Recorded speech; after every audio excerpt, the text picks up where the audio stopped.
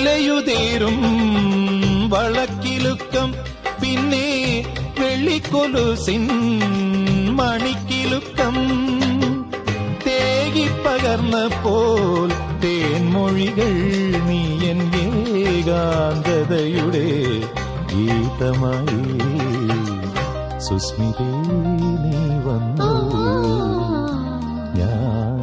വിസ്മയലോലനായി നിന്നു കുളിയിലക്കരയോലും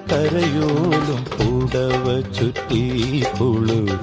ചന്ദനത്തോടു കുറിച്ചാർത്തി